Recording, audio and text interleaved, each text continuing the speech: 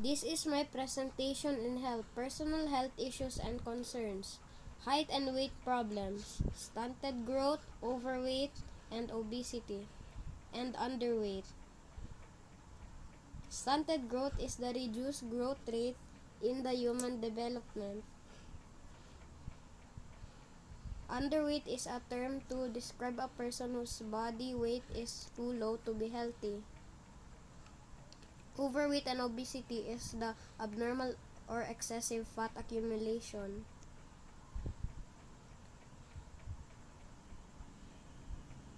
Common ear problems: impacted cerumen, swimmer's ear, and otitis media. Impacted cerumen is the blockage of earwax or cerumen in our ear.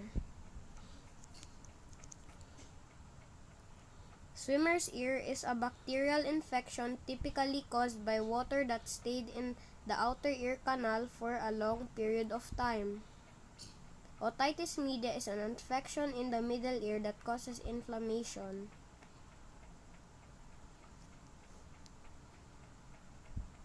Common ear problems, eye problems: astigmatism, myopia or nearsightedness, hyperopia or farsightedness, conjunctivitis or sore eyes, xerophthalmia, strabismus, and blurred vision.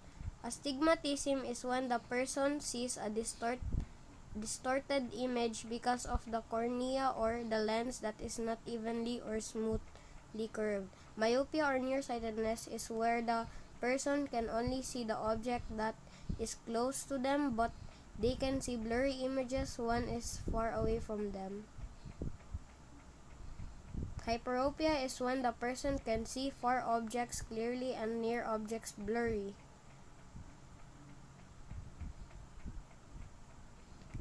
Conjunctivitis or sore eye is an eye infection caused by bacteria or viruses.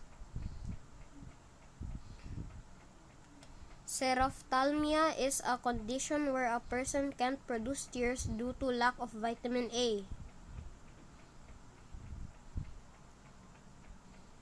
Strabismus is a condition in which the eyes are not properly aligned with each other when looking at an object. Blurred vision is when a person sees blurry images than a normal image. Common skin problems. Common skin problems are sunburn, calluses, blisters, dandruff, and corns.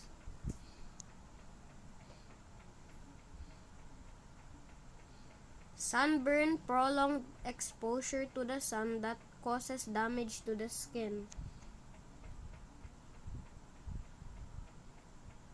Calluses are rough, thickened skin that develops because of constant and repeated pressure or friction.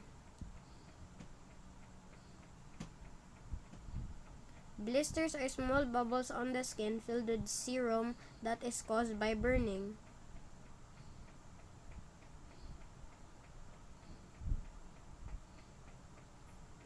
Dandruff are shedding dead skin cells from the scalp.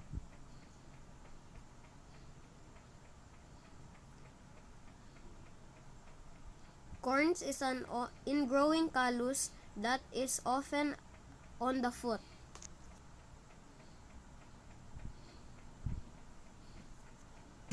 Posture problems: lordosis, kyphosis, and scoliosis.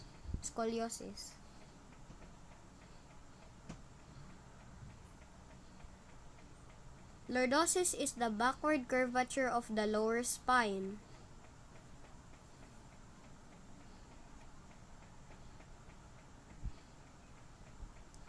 Kyphosis or hunchback is an abnormal excessive convex kyphotic curvature of the spine at its occur in the cervical, thoracic, and sacral regions. Scoliosis is the sideways curvature of the spine.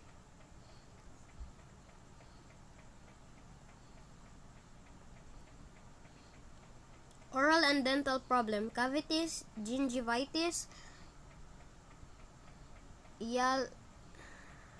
bad breath, periodontitis, and malnutrition refers. Cavities are damage to the structure of the tooth or teeth, also known as tooth decay. Gingivitis is the inflammation of the gums.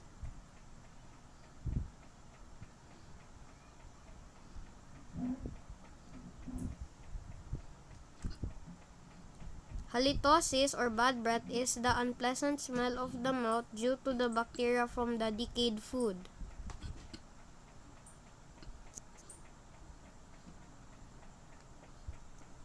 Periodontitis is the inflammation of the tissues around the teeth, causing the shrinkage of the gums.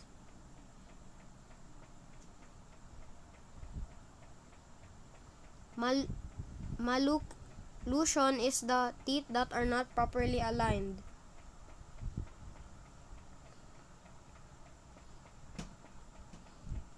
Health is wealth. Thank you.